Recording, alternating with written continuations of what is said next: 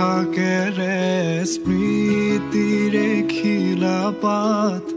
পৰে নে মনতে তোমাৰ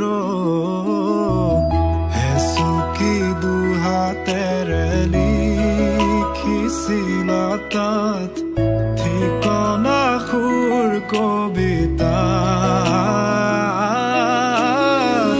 উন্মুক্ত নদীৰ সুতে চন্দে নচুৱাই প্ৰাণ ৰন্ধ্ৰে ৰন্ধ্ৰে দেখি মন ময়ূৰীয়ে